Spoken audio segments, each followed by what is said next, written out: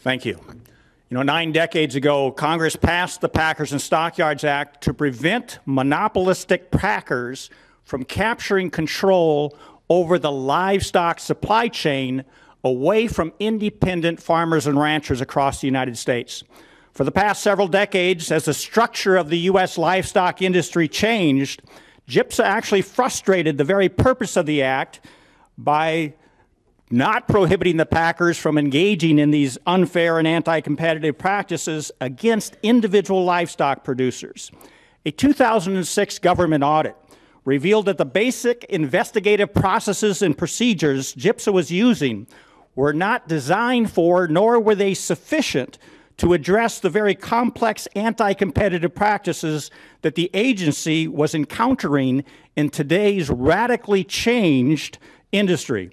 The damage caused by GIPSA's failure to correctly and properly implement and enforce the Packers and Stockyards Act is evidenced by the Packers' capture of control over the poultry supply chain in the 60s and 70s, and then the hog supply chain in the 80s and 90s. The results of which Roger indicated was the exodus of 90% of the hog producers in this country. And in the U.S. cattle industry, we're in a state of crisis. We're in a state of crisis because our industry is shrinking at an alarming rate. We are shrinking in terms of the numbers of producers. We've lost over 500,000 just in the last 30 years. We're shrinking in terms of the size of our cattle herd. Our cattle herd is now the smallest since the 50s. And we're shrinking our industry while at the same time we are unable to keep pace with the growth in domestic consumption. We are making up the difference, the shortfall in our ability to keep pace with domestic consumption by increasing the volume of imported beef and cattle into the United States. The proposed GIPSA rule represents the first meaningful effort made by any administration for the past several decades to prevent monopolistic conduct by the packers and to ensure that producers have unrestricted access to a fully competitive market. Those who oppose the GIPSA rule claim that the packers will retaliate against the rule by eliminating alternative marketing arrangements, including the value-based, branded, and certified program marketing arrangements. This, they say, will wreak harm upon the industry because producers will no longer receive a market-based competitive price for their higher quality cattle. This is much more than just a hollow threat. A 2007 USDA Commission study of 58 million cattle transactions shows that twice the number of cattle entering the higher quality, branded, and certified programs were actually procured in the cash market than were procured from the marketing agreement market.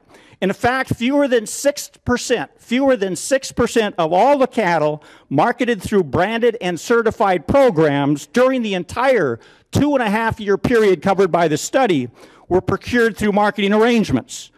The study also shows that far more of the higher quality prime and choice cattle came from the cash market than came from the marketing agreement cattle. In fact, twice as many. Folks, what the packers and their allies are really saying is this: we won't reward you for quality, and we won't pay you a competitive market-based price unless you first agree to commit your cattle to us through a marketing contract. There can be no more compelling evidence than this to prove that the highly concentrated meat packers are today engaged in the exercise of abusive market power. If only the cattle involved in branded and certified programs through marketing contracts are receiving a competitive market-based price, while more than twice the number of cattle actually used in these programs are procured in the cash market at prices that do not reflect the true market value of the cattle, then it must be true that the packers are exercising market power to pay producers a less than competitive, non-market-based price for their higher quality, branded and certified eligible cattle. And this is equally true for the higher quality cattle, prime and choice cattle. Again, if only the prime and choice cattle procured through marketing contracts are receiving a genuine market-based competitive price, while more than twice the number of cattle in these prime and choice categories are being procured at less than a competitive price, then it must be true that the packers are exercising their market power to pay producers a less than competitive, non-market-based price for their higher quality, choice, and prime cattle. Folks, this is precisely how the packers have captured virtual control over the poultry and hog supply chains away from independent farmers and ranchers in the United States. The packers use their concentrated monopolistic structure to act as market gatekeepers and created a new market risk for producers. And that was a market risk where producers could not have timely access to a marketplace when their livestock was ready for slaughter. The packers then came to the industry and solved the problem that they themselves created. They promised to guarantee timely access to the market provided the producer would agree to commit their livestock to the packer through a forward or formula contract. As more and more producers exited the cash market grew too thin to discover a market-based competitive price, causing even more producers to exit the market in favor of the only alternative available, and that was these forward and formula contracts.